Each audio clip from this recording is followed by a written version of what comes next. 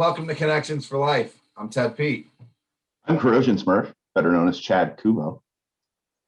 I'm so tired of these intros. Holy cow. I know, man. It's been almost a year, Joe. It's been almost a year. I'm glad you got the Snapchat filters on for you today. I can go back. Look at you. I could do it too, but I don't want to show off. And your computer tends to lock up. Hey, in these filters, I don't know what you're talking about. I just keep seeing your face every time. You just look like Shrek anyway, Ted. Exactly it. That's kind of funny. So what's up, guys? Hey, Jojo. What's that? What was your weekend? Snow. More snow, and some snow. I actually went sledding with the girls for 3 hours yesterday. That's three consecutive. Yeah, that's why my body feels like I went through a washing machine. And you probably hurt. Oh my God, I'm so sore. I just realized yesterday, like third trip down the hill, that this is just not for me anymore.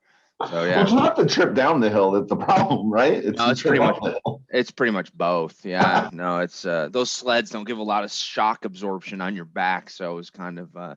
We had a soccer game on Friday. Yeah, we won. We didn't win. Sorry. I was gonna get excited there for a second. Stop it. Sorry. We tied 3-3. Well, that's better. We moved down to like kids our age now. It was pretty funny because all the girls on the other team I used to coach in the summer league, so I knew all of them. So I just like talk trash to these like 10-year-old girls. Yeah. Good. I went over there and I was like, you guys ready to get your butts kicked? And they were like, what? And I was like, yeah, we're coming after you. They were just like, they don't understand trash talk. So it was kind of the point with it. Yeah, but tied 3-3. So back in the losing column. Yeah, it wasn't bad. What you guys? Teddy?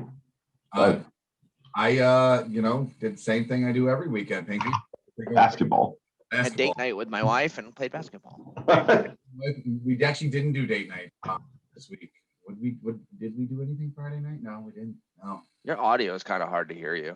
Yeah, you're weird today. It sounds funny. There you go. Yeah, that'll probably make it better, honestly. That's better.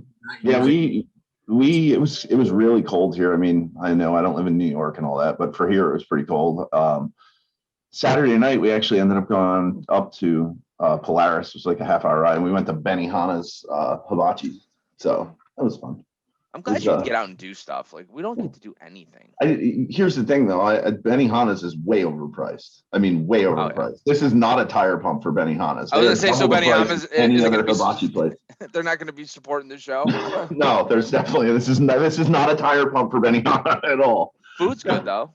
Yeah, but it's fun. Hockey season's coming to an end, so his last games are pretty much coming up next weekend. He only had one this weekend, so that'll end that part of the season, which is sad to see it go, but also I know he needs a break. So. Okay, cool. Is he coming home? Update on the Upsco Corrosion Expo. What do we got going on there, Ted? Yeah, so we're approaching the century mark in some of our classes with signups, especially the basics of corrosion, basics of cathodic, basics of rectifiers. They're all approaching about 100 people signed up for them already. With what do we got, Joe? About almost 4 weeks left, 3.5 weeks left. So it's going good. Show up. Yeah, I actually changed our whole thing this morning to host up to 500 people. So maybe we can break that, or at least try. I don't know if that was a goal 3 weeks when we started this, but it's going to be filled with a lot of knowledge, a ton of knowledge in the corrosion world. A lot of utility operators in there talking about what they're passionate about. So can't really ask more than that. And I know Joe's going to yell at me if I do not mention the free professional development hours as well that we're going to issue after the course is over. Where do you go to register? Thank you, Joe, for asking that. You're going to go to www. Did I say 4 W's? Sure. There's only 3. Upscoexpo.com. You still have to put in the www. I don't know, but I like World Wide Web. That's what I should have said. World Wide Web . Yeah, you can access it from your AOL page too, right? You got mail. One last thing I wanted to add, because it wasn't on the website and it should be soon. We've been trying to figure out with the first expo, we did a charity thing for just a local charity thing for Christmas for the first expo.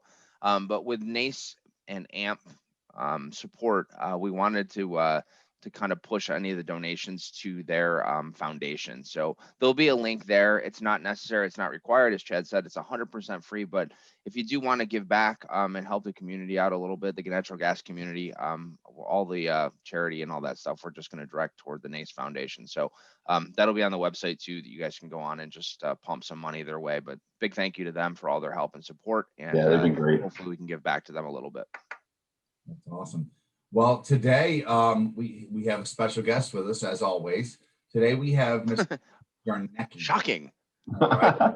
Dennis is a 30-year gas industry vet, so to speak. He previously worked for Nicor Gas and was a technical and managerial role. He played, excuse me, I can't read or talk.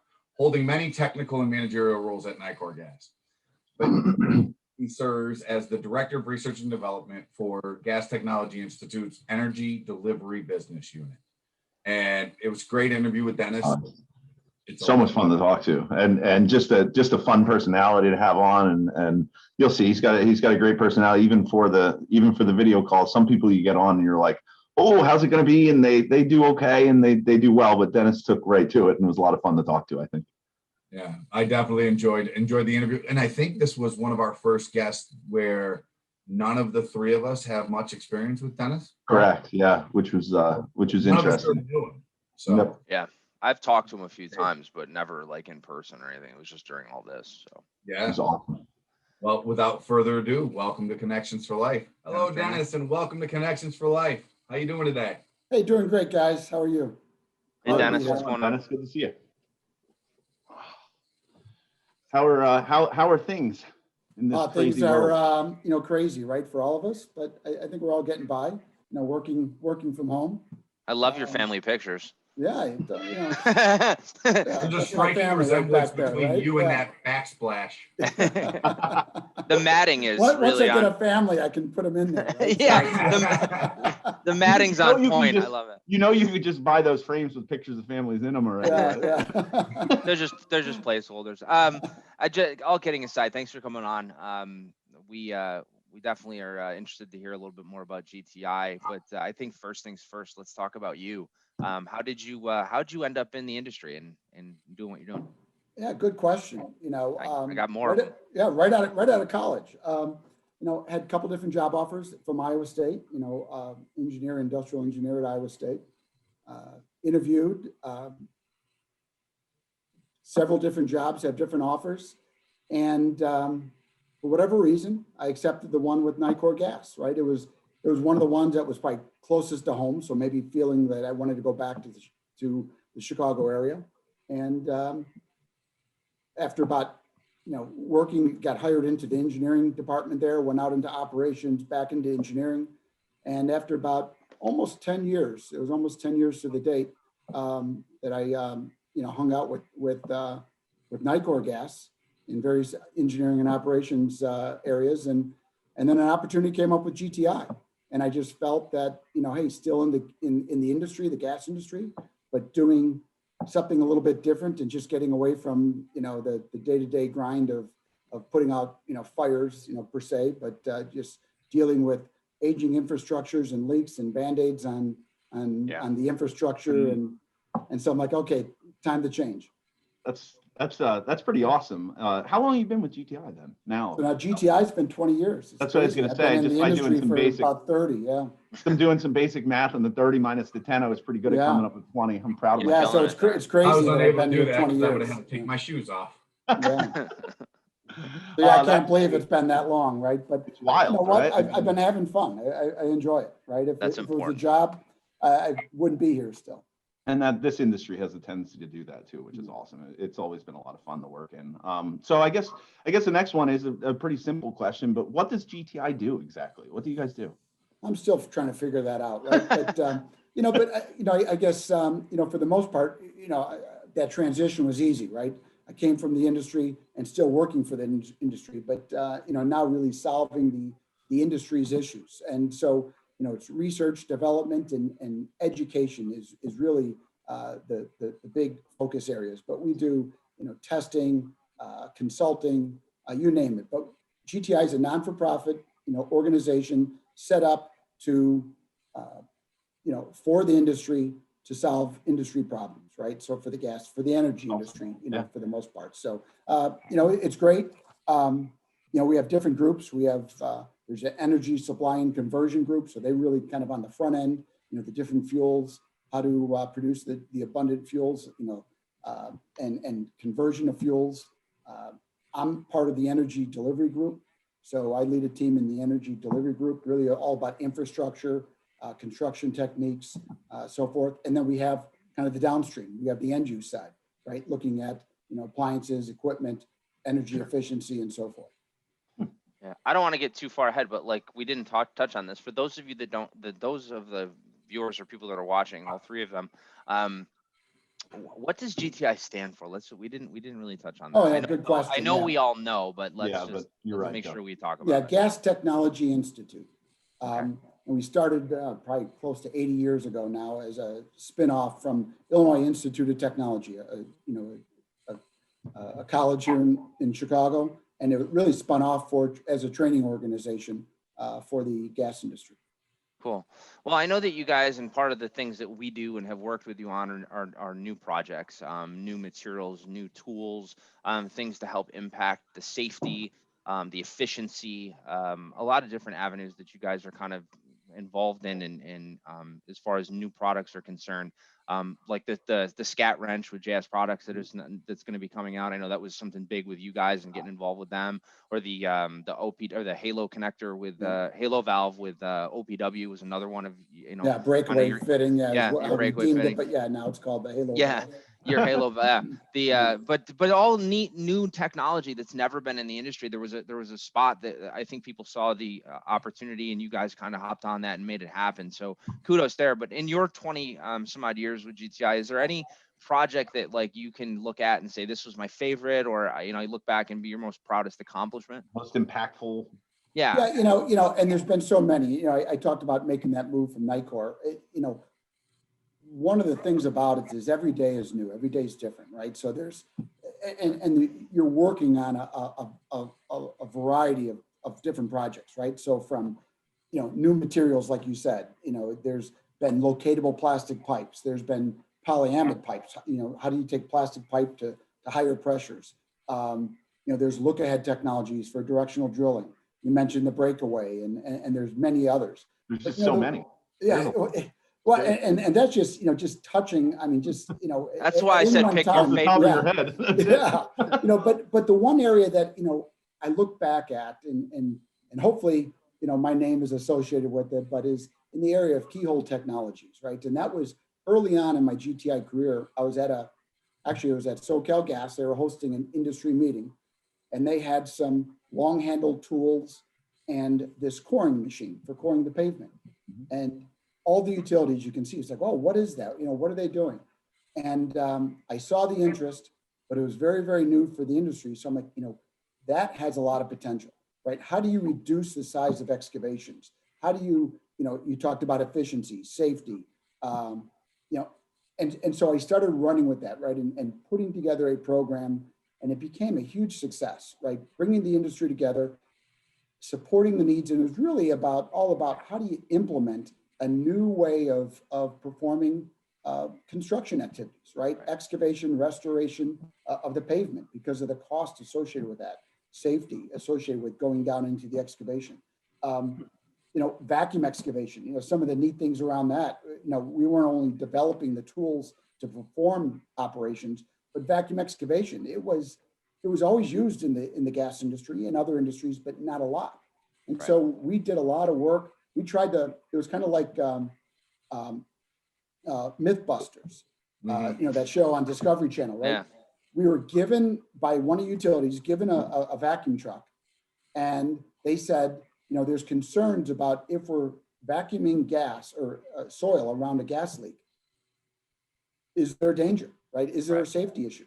So they said, here's a vacuum truck, GTI, try to blow it up. I'll blow something up. Yeah, will it blow up? So then obviously I didn't personally do it, but I assigned it to other people.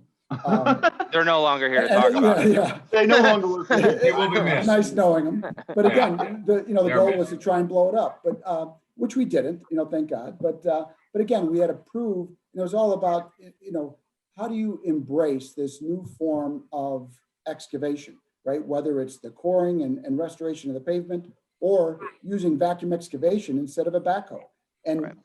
you look where we were back in, what was it, early 2000s to where we are now, and vacuum excavation is, if there's a crew, a contractor that doesn't have it, Yeah. you're not doing business, in Correct. the utility industry, right? It is commonplace. I remember even Kevin Miller from Miller Pipeline, and we've been very involved with Miller and other contractors, to promote the keyhole excavation methods. But he said, Dennis, we were very close to shutting down that division of our company. And then 3 years later, they decided not to. 3 years later, it became the largest division of Miller Pipeline. Yeah, that's really Incredible. cool that, I mean, it must be pretty rewarding for you to be able to kind of go to utilities or customers and look around and see some of the things that you've done personally and worked on that have changed the industry. Well, I mean, I think that's incredible. And not only do you see it here, but it's spread overseas, right? So now you see the same technology.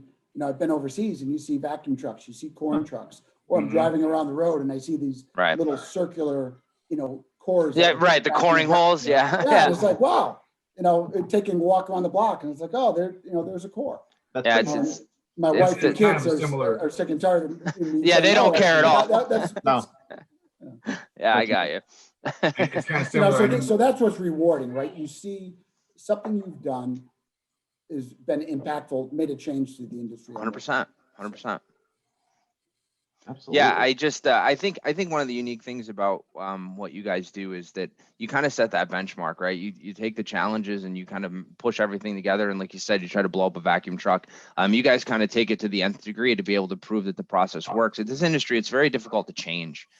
Change is It's very, I mean, I think most people and as humans go are resistant to change. We like what we like and we don't like what we don't know, right? That's kind of, but I mean, I guess in your time here, in the last 30 years since you started in the industry, what would you say is the biggest change that you've seen from when you started to where we are today?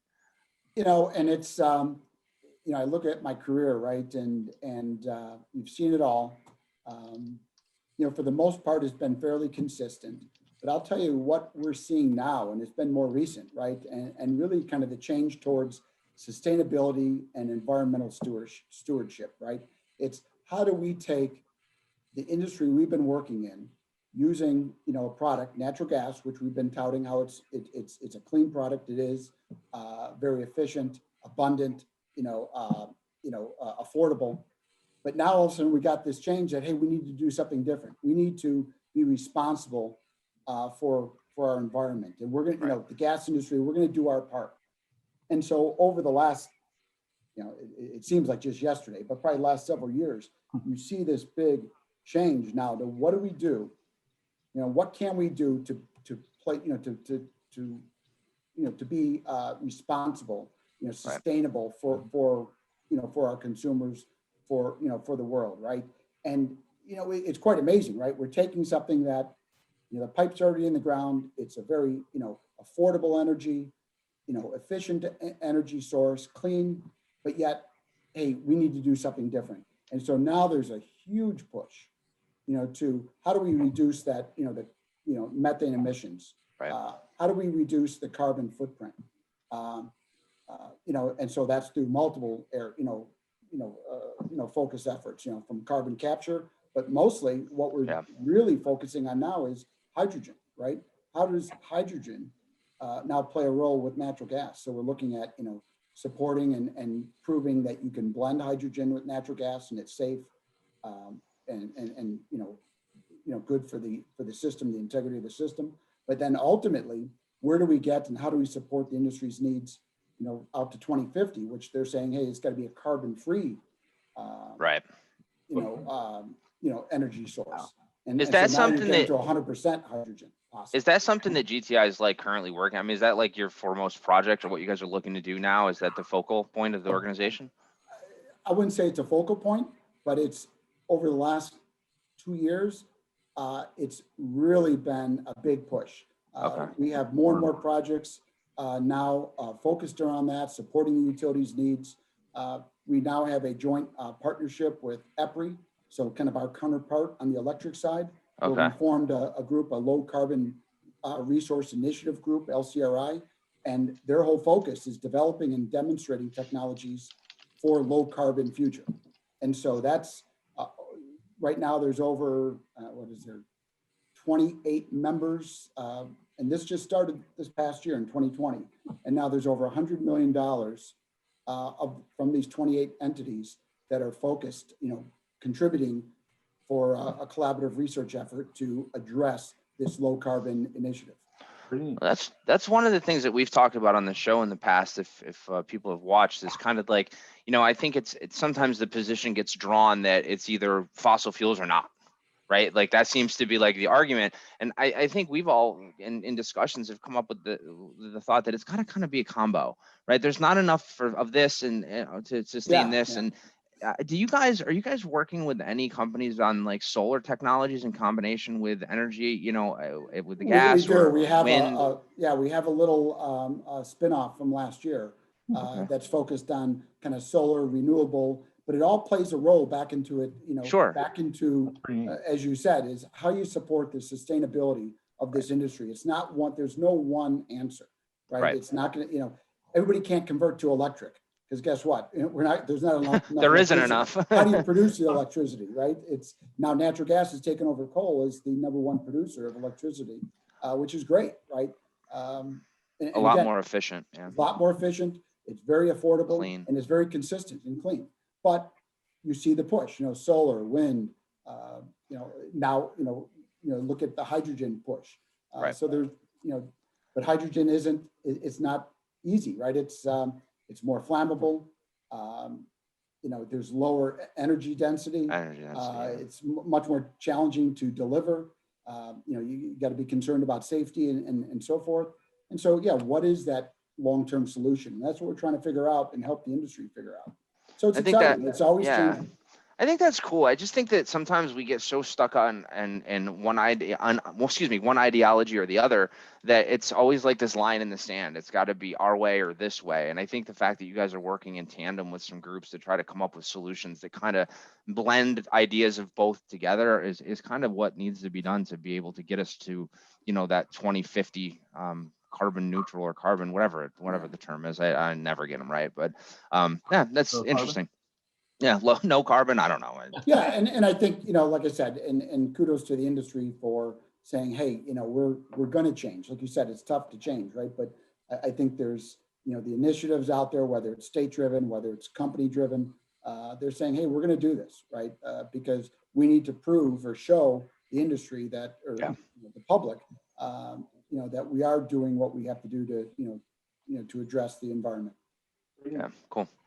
Well, so that's probably the biggest change I've seen, in my time. Otherwise, there's, the change comes when there's an incident, right? And we see anytime there's a major incident in our industry, that's your biggest change agent. That's our biggest change agent, right? Yeah. Which is sometimes, from my standpoint, it's frustrating. You mentioned about change and challenge, half of what we do, we don't sell products, right? Because we're a non-for-profit. So we develop something, we'll license it to somebody else, a manufacturer to sell. But part of the challenge is getting our industry to embrace those products that we develop, right? And so it's embracing change, embracing something different. So a lot of our job is not just developing, it's also promoting and helping support the implementation. 100%. I think the industry tends to be reactive instead of proactive. Yes, and so that's what I was saying is when an incident occurs, all of a sudden now they react to that incident, and then it makes that change simpler. So.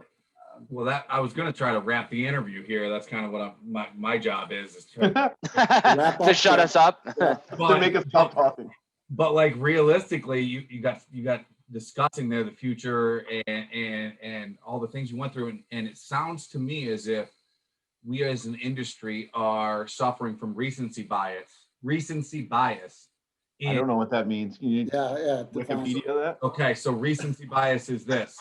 For a whole generation of people, LeBron James is the GOAT. And there's no debate about it because they never saw. Oh, it's pretty simple. Michael Jordan was clearly the GOAT. But anyways, it's a different story. So like, see what I'm saying? Recency bias is this. I got it. I understand. That's my point. I get it. In the case of GTI, so you tend to see that happen. And we just clearly define that. Has there been a case where we're like, man, this was such a big issue, and we made something so industry changing because of it, and then come to find out it was only there for a temporary time because the industry changed so much, and now there's a new driving force? Thanks for throwing off the questions, Ted. I was Good going to job. say, yeah. Listen, man, I'm sorry. But, you know, but Way to let him but to prepare. that point, this may not, you know, Just gonna mute we've done a myself. lot of testing in this, but I'll throw one out there, like excess flow valves, right? Yes. When Yes. the industry was so against excess flow valves, right? It was, oh, we can't do this, the pushback, you know, again, it drummed up a lot of business for GTI. We were doing a lot of testing to help prove out, validate the performance. What are the issues? You know, there was that big concern about, you know, will they shut off? And now we're gonna have to dig these things up, and we're gonna have all these, you know, no gas calls and so forth.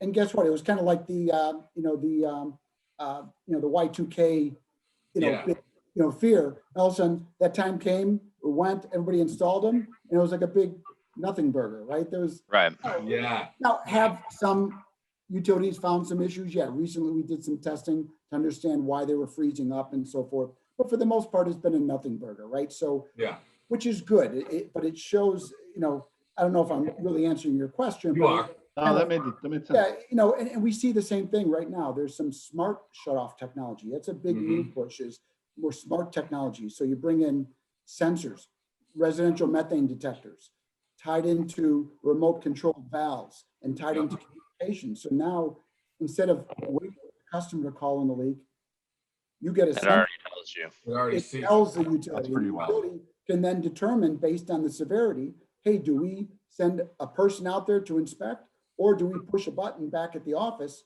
and shut off that valve, right? But even with that, we see the fear as we work with the utilities. Yeah. It's coming. That is coming, right? That's uh, the next push. But we already see the fear of, well, what if there's false trips? What happened? Yeah. And so there's that fear. There's of, also this. Joe well, talks that too, about it. yes. Yeah. Dennis, And then the Joe talks personnel that about may it. no longer be needed because of automation. Yeah. Joe talks about it a lot, though, that we as an industry have a tendency to manage the what word am I looking for? Exceptions. We manage the exceptions and not the rules. Yeah. So Yeah. I can see that definitely coming in. But man, Ted, you did a good job asking that question because it led into what the future brings. Thank you. Wow. Dennis, I can't say it enough. Thank you for coming on and sharing your thoughts and your ideas. I mean, it's amazing. Yeah, no, this has been great. I appreciate the invite, and I'm always interested to talk about what we do and the exciting job that we do at GTI. Just Fun to hear about. like I said, it changes every day. Every day is a new day, new experience. I just want to also say thanks. I mean, I know that you've worked with us on a few different projects, at least in my tenure here at Upsco, and I just think it's awesome what your organization does and what you do for the industry. I think a lot of people get caught up in the fact that they don't really understand what you guys do. You guys have done a lot as far as obviously new technology. I know you guys pair with some big utilities, and you also do audits and things of organizations to make sure that everything's on the up and up and keep everybody, again, safe and making sure that everybody's working in the same general direction. So just thanks to you, your organization, the time that you've put in, and I'm sure we'll see you again really soon. Yeah. Oh, of course, hopefully in person. Yeah. Yes. Yeah. Well, Agreed. I'll be the broken record. Thank you for joining us on the show, Dennis. We truly appreciate your impact into the industry, GTI's impact into the industry, and we can't wait to talk to you at a later date and time. All right. Sounds good. Thanks, guys. Thanks, Dennis. Thanks for joining us. Dennis, thank you for joining us on the show. That was a great interview. A lot of fun. Really enjoyed getting to know you. I just wanted to see how long we could leave the uncomfortable pause. It was like 10 seconds, 4 seconds, 2 seconds.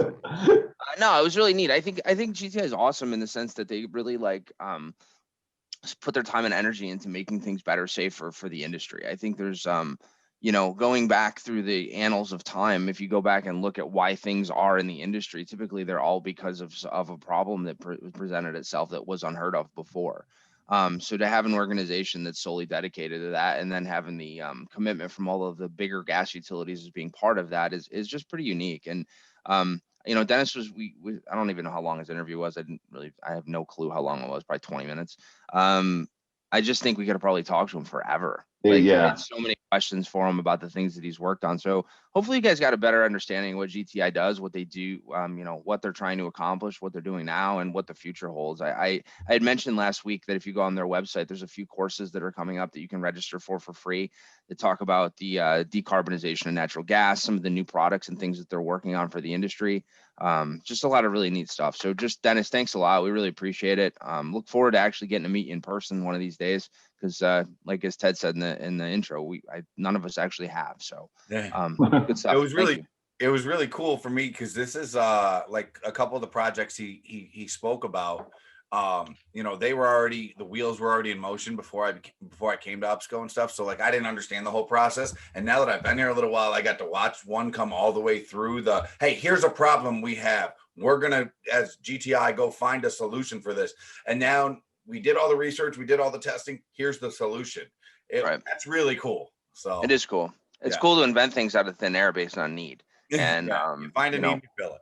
Yeah. I think one of the most interesting things, and I'm not sure if Dennis said it when we were talking at one time, but it amazes me. And we've talked many times how the utilities, that they sometimes take forever to do things, or they're very resistant to change. That's a normal, even if you can inherently see that change is good. And it amazed me. One of the things that he told us was that he has people that actually sponsor these things, and they have the problem, and then they get done and they can't figure out how to implement the change at the utility, which is just it's just our industry summed up. I was looking for like a big word and I couldn't find a microcosm of everything. That's what I was going to use, but I didn't know if it was right. And I probably couldn't pronounce it either all the way. I would have got the micro. Yeah, we'll get you close. we could talk about that all day, honestly. Yeah. Every one of us could, but we want to shift gears a little bit. In place of our weekly utility update, we just want to share that our hearts and minds and our prayers and thoughts are going out to those in Texas and in the southern part of the United States that are struggling with unforeseeable circumstances that they've never dealt with. And we want you to know that from the guys at Upsco, the guys at Connections for Life, we are here genuinely rooting for all the best. So yeah, it's a weird time. I mean, we live in the Northeast where it's always cold and snowy. Used to it, So right? for us, it's really not it's not a challenge. I think I kind of look at it in terms of like in the summertime, if it got to be like 115 degrees for 3 weeks up here, what would we do in our minds, right? Well, that's a good point. So I think the scary thing, the gas, not the gas, but the energy to power homes is so super important. It's vital. And Dan says it all the times. It's life sustaining. And we've seen that. And that's kind of where we're at. Some of the I don't know what the word I'm looking for is, but some of the things that have happened because of, not applicable there. Some of the problems that have presented themselves because of the lack of energy. I mean, the water pipes busting and people's homes being just absolutely flooded out. And I mean, there's a lot of like far reaching things that, we talk about not being able to heat our homes, but there's a lot of other things that go along with that. So as Ted said very well, we hope everybody's doing well down there. I think the temperatures have warmed up a little bit and you guys can come up with a better plan to maybe prevent this from happening in the future. But, Upsco guys are here if we can help at all. For anybody that's listening in Texas, if you guys need anything, please let us know. We'd be more than happy to do whatever we can to help support you guys. So thank you. And now, Chad, it's that point in time in the show. The gas facts. I don't have one. Well, then let me take it back. I'm just kidding. Oh boy. Put the gas fact thing back up there. This one? There it is. So we know that natural gas is used for a lot of different things, but there's like 5 main uses of natural gas in the United States. And I'm going to give you. He's going to embarrass us again. I just want to see if you can figure out what they are. Like, I'll give you a few ideas of kind of what I'm talking. I don't mean like for heating water or I mean like, for industrial. That's one of them. Things along those categories. Can you guys think of any other ones that might be on the top 5 uses for natural gas? Stupid electrical generation, I would assume, would be a huge one. That's number 1, 36%. Very good. You got one right. Residential. Residential is third. Industrial is second, by the way, at 33%. Residential is third at 16%. Transportation. That's fifth at 3%. I feel like we're on The Feud, right? Like the Family Feud. You say exactly what you're talking.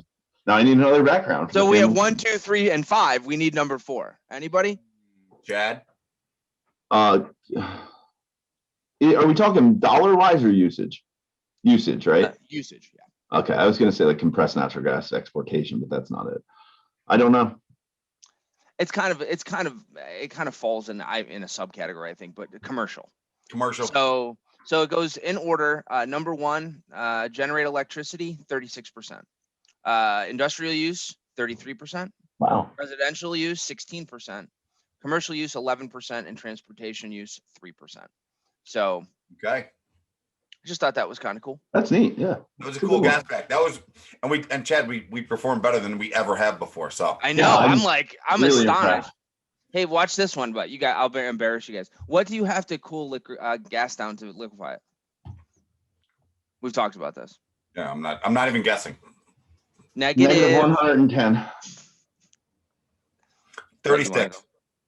It's negative 260. Same thing. I was close. Once again. You know what I think we should do? I think you guys should have to come up with a gas facts. You remember some of them. No, Well, Then Yeah, Chad have to I- make a whole new background to be a whole thing. yeah, You're right. it would be. Yeah, We have you. We're not doing that. We're correct. going on sabbatical. Gas facts sabbatical. But that's the same week we take vacation. We'll take a cruise. All right, guys. Anything else? No. No, let's let these good folks go. Remember though, folks, like, subscribe, follow, share, do all the things I beg you to do every week, and you never do. Always. Teddy, can you take the hot ball out of your mouth? Yeah. What are you Record back next on the time? hot? The Are you ball, on man? hot ball addiction again? I see your bright red tongue. Look at this thing. Look at this thing. Sorry, I couldn't help. You're talking. It was like this. Anyways, all right. No one's watching anymore. Thank you, guys. We love you. We appreciate you. Thank you for joining us on the show.